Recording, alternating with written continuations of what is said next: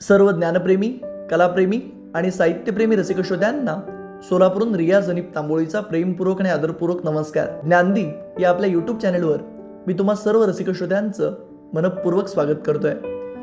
मंडळी, दरम्यानच्या कालावधीत पालकत्वाशी निगडीत जेवढे व्हिडिओज मी बनवतोय त्या व्हिडिओजना आपण सगळे उदंड प्रतिसाद देताय, अनमोल अशा प्रतिक्रिया नोंदवताय. ज्या गोष्टी व्हाव्यात, ज्या गोष्टी आपल्याला हव्या आणि आवश्यक आहेत त्या सुयोग्य गोष्टी सुचवताय, त्याबद्दलचं व्यवस्थित मार्गदर्शन करताय, त्याबद्दल मी मनपूर्वक धन्यवाद देतो आणि खूप खूप कृतज्ञताही व्यक्त करतो. मागच्या व्हिडिओमध्ये अमेरिकेतल्या ब्रुकलिन ब्रिजबद्दल बोललो. त्या ब्रुकलिन ब्रिजच्या निर्मितीमागची कहाणी आणि इतिहास आपल्या सर्वांसमोर ठेवला. त्याच्या आधीच्या व्हिडिओमध्ये पालकत्वामध्ये कोणते 5 शब्द असे आहेत, कोणती 5 वाक्य अशी आहेत जी उच्चारली गेल्यामुळं मूल आणि पालकांमधलं नातं कोरमडून जात आहे, विस्कळीत होत आहे, त्याबद्दलही आपण विचार केला. आजचा जो व्हिडिओ आहे म्हणजे मागच्या व्हिडिओमध्ये अशा 5 गोष्टी कोणत्या ज्या करू नयेत त्याबद्दल आपण बोललो. आता आजच्या व्हिडिओमध्ये अशा कोणत्या 5 गोष्टी आहेत ज्या आपल्याकडनं केल्या जाणं अत्यंत महत्त्वाचं असतं, त्याबद्दलचे विचार मी तुम्हा सर्वांसमोर मांडण्याचा प्रयत्न करतो. खरं तर मी अनेक वेळा म्हणत असतो, पालकत्व, मानसशास्त्र आणि शिक्षणशास्त्र हे 3 असे विषय आहेत ज्याबद्दल किती जरी बोललं, किती जरी विचार केला, किती जरी मुळापासून आणि खोलापासून जाणून घेण्याचा प्रयत्न केला तरी थोडा आहे. म्हणजे त्याबद्दलचं कुतूहल, त्याबद्दलची जिज्ञासा आणि उत्सुकता कधीच संपत नाही. असो, आपण आजच्या आपल्या व्हिडिओला सुरुवात करूयात. 5 असे पीज सांगितले जातात जे आपल्या सर्वांसाठी पालक म्हणून खूप महत्त्वाचे आहेत. पहिला पी तो पेरचा. पेर म्हणजे प्रभाव. आपलं मूल घडताना, आपल्या मुलाची वाढ होताना तो कोणाच्या प्रभावात असतो. कोणाच्या ना कोणाच्या प्रभावामुळेच तो घडतो हे आपण लक्षात घेणं अत्यंत गरजेचं असतं. जसं की अनेक वेळा आपली अशी धारणा बनलेली असते, जर आपलं मूल झोपडपट्टीत असेल, जर आपलं मूल गल्लीत असेल, जर आपलं मूल एखाद्या अन्य कोणत्या तरी कनिष्ठ वर्गात राहत असेल तर त्याची जडणघडण चांगली होणार नाही, त्याला वाईट वळण लागेल, त्याला चुकीच्या सवयी जडतील असं आपल्याला वाटतं.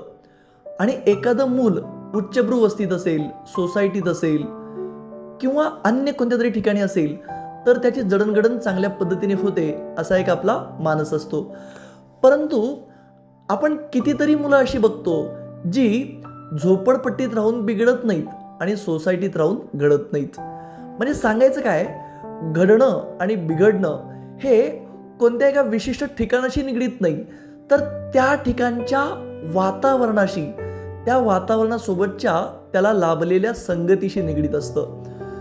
असं म्हटलं जातं, केवळ मुलांच्या बाबतीत नाही, आपल्या प्रत्येकाच्या बाबतीत रोज ज्या 5 व्यक्तींशी आपलं उठणं बसणं असतं त्यांच्यासारखं आपण बनतो, त्यांच्यासारखा आपला स्वभाव निर्माण व्हायला लागतो. त्याच्यामुळं आपलं मूल कोणाच्या प्रभावात आहे, आपल्या मुलावर कोणाचा प्रभाव आहे. जसं की आपण बघतो, जर तो शिक्षणापासून, संस्कारांपासून, सत्संगापासून, सुसंवादापासून काही अंशी दूर राहिला तर त्याच्या ओठावरची भाषा आणि या सगळ्या गोष्टींच्या थोडं जवळ राहिला तर त्याच्या ओठातून बाहेर पडणारे शब्द यातला फरक सहज लक्षात येईल. त्यामुळं मुलाच्या जीवनात पहिला पी जो आहे तो प्रभाव अत्यंत महत्त्वाचा असतो. दुसरा जो पी आहे तो पॉझिटिव्ह सजेशन. कितीतरी वेळा असं होतं, आपली मुलं आपल्याकडे एखादा सल्ला मागायला येतात, मग तो शिक्षणाच्या बाबतीतला असेल, शिक्षणानंतर नोकरीच्या निवडीबद्दलचा असेल किंवा त्याच्या आधी कुठं जाण्या येण्याचा असेल, सहलीचा असेल, खर्च होण्याच्या बाबतीतला असेल, मित्रमैत्रीण बनवण्याच्या बाबतीतला असेल, तर त्यावेळी आपण त्यांना योग्य सल्ला देतो का? आता कितीतरी वेळा असं होतं, आपण जे 25, 30, 35, 40च्या वयोगटातले पालक असतो त्यांच्याकडनं, की त्याला काही ना काही सांगितलं गेलं पाहिजे म्हणून आपण सांगतो. पण असं न होऊ देता त्याला आपल्याकडनं ज्या क्षेत्राच्या बाबतीतला सल्ला हवा आहे, ज्या क्षेत्रातली माहिती हवी आहे ती आपल्याकडे नसताना जाणून घेऊन दिली तर खऱ्या अर्थानं त्याची जडणघडण समृद्ध आणि संपन्न होईल. किंवा कित्येक वेळा आपण काय करतो, अरे मला माहीत नाही, तुला जे योग्य वाटतं, ज्या पद्धतीनं करायचं ते कर, असं म्हणून आपण वेळ मारून देतो आणि आपल्या कामाला लागतो. जर त्याला त्याच्या मनासारखं करायचं असलं असतं किंवा त्याला कळलेल्या गोष्टींमध्ये चांगलं काय वाईट काय हे बारकावे कळले असते तर त्यानं आपल्याला विचारलं असतं का? याचंही त्यावेळी थोडं आपण सगळ्यांनी अंतर्मुख होऊन विचार करण्याची गरज आहे असं मला वाटतं. त्यानंतर तिसरा जो पी सांगितला जातो तो प्रोफेशनल डेव्हलपमेंटचा. प्रोफेशनल डेव्हलपमेंट म्हणजे काय? फक्त आणि फक्त कार्यालय व्यवहार एवढंच म्हणजे प्रोफेशनल नाही. प्रोफेशनल डेव्हलपमेंटचा अर्थ जर आपण एखाद्या ठिकाणी बाहेर कुठे गेलोय म्हणजे मग आपल्या नातेवाईकांसोबतचे हितसंबंध असतील, बाह्य ठिकाणची आपली वागणूक असेल, व्यावहारिकरित्या आपण आपल्याला आवश्यक आहे अशा पद्धतीची उन्नती होणं असेल, या सगळ्या गोष्टी प्रोफेशनल डेव्हलपमेंटमध्ये येतात. एका मानसशास्त्रज्ञानं सांगितलं होतं, आपण आपल्या मुलांना योग्य वयात पैसे खर्चणं, पैसे वाचवणं आणि पैसे कमावणं या जर 3 गोष्टी शिकवण्यात अपयशी ठरलो तर पैसे उधळणं, पैसे उडवणं आणि पैशांना महत्त्व न देणं या 3 गोष्टी समाजातल्या विकृत गोष्टी त्यांना शिकवतील. तर हा भाग प्रोफेशनल डेव्हलपमेंटमध्ये येतो. चौथा जो पी आहे तो पॅशन फॉर अ लाईफ असं सांगितलं जातं, म्हणजे आयुष्याचं उद्दिष्ट. आता अनेक वेळा आपण बघतो सचिन तेंडुलकरमध्ये खेळणं होतं, क्रिकेट होतं. जर त्याचं ते खेळणं, त्याचं ते क्रिकेट त्याने वेडात त्याचं रूपांतर केलं नसतं तर तो भारतरत्न झाला असता का? क्रिकेट जगतातला देव ठरला असता का?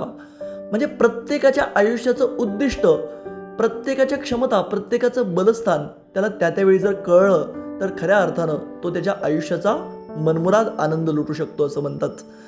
मी अनेक वेळा म्हणत असतो, मी स्वतःला खूप भाग्यवान समजतो. मला अगदी लहान वयापासून अशा चांगल्या व्यक्तींची मैफिल लाभली, अशा चांगल्या व्यक्तिमत्वांच्या साहित्यकृती वाचायला मिळाल्या, ज्यामुळं मी स्वतःची स्वतंत्र विचारधारा बनवू शकलो, स्वतःची वेगळी विचारसरणी, स्वतःची काही मतं मी मांडू शकतो. त्यामुळं प्रत्येक व्यक्तीच्या आयुष्याचं उद्दिष्ट जाणून घेणं खूप महत्त्वाचं आहे. आपण अनेक वेळा अनेक वक्त्यांकडनंही ऐकलं असेल, कितीतरी वेळा म्हणजे याच्या आधी आपल्याला मोठी माणसं जेव्हा आशीर्वाद द्यायची आपल्या माता भगिनींना, तेव्हा त्यांच्या तोंडून एक शब्द आपसूक बाहेर पडायचा, तो म्हणजे अष्टपुत्र सौभाग्यवती भव. म्हणजे गार्डनर या मानसशास्त्रज्ञाच्या मते 8 प्रकारच्या बुद्धिमत्ता आपल्या मेंदूत असतात. भाषिक बुद्धिमत्ता, सांकेतिक बुद्धिमत्ता, मानसशास्त्रीय बुद्धिमत्ता, अशा अनेक बुद्धिमत्ता आहेत. त्याच्याबद्दल मी मागं बोललोय सविस्तर, त्याच्याबद्दलचा एक व्हिडिओ पण मी बनवला आहे. तर प्रत्येक मूल वेगळं असतं, त्याच्या क्षमता, त्याची बलस्थानं, त्याच्यातलं कौशल्य ओळखून जर आपण त्याला त्याच्या आयुष्याचं उद्दिष्ट पूर्ण होण्यामध्ये मदत केली तर आपलं मूल युनिक म्हणून जन्माला आलं असं म्हणण्याऐवजी युनिक म्हणून जीवन जगलं हे सुद्धा आपण अभिमानानं सांगू शकतो. आणि 5वा जो अंतिम पी आहे तो प्राऊड फील होण्याचा, गर्व अनुभवण्याचा, अभिमान वाटण्याचा.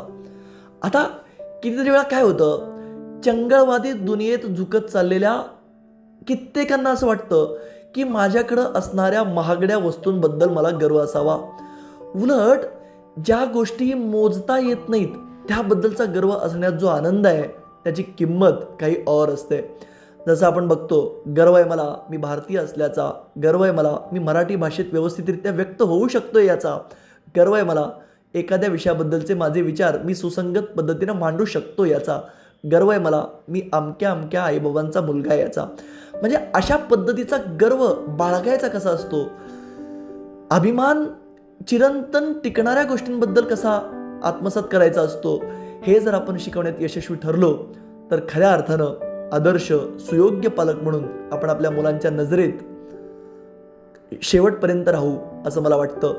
तर आजच्या व्हिडिओमध्ये 5 पी, पुन्हा एकदा पी फॉर पेर म्हणजे प्रभाव, त्यानंतरचा पी पॉझिटिव्ह सजेशन सकारात्मक सल्ला देणं, पी फॉर प्रोफेशनल डेव्हलपमेंट म्हणजे व्यावहारिक उन्नती होणं, त्यानंतर पॅशन फॉर अ लाईफ योग्य वयात त्याच्या आयुष्याचं उद्दिष्ट कळणं, आणि शेवटचा जो पी आहे तो प्राऊड फील होण्याचा, चिरंतन काळ टिकणाऱ्या, कोणाचीच तुलना न करणाऱ्या, कोणाशीच स्पर्धा न करणाऱ्या गोष्टींबद्दलचा निस्वार्थी गर्व आणि अभिमान कसा बाळगायचा असतो हे शिकवणाऱ्या प्राऊड फिलिंगचा.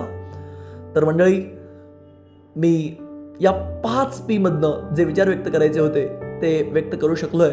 ते विचार तुमच्यापर्यंत व्यवस्थितरित्या पोहोचू शकतायत अशी आशा बाळगतो आणि आजचा आपला व्हिडिओ थांबवतो. नमस्कार.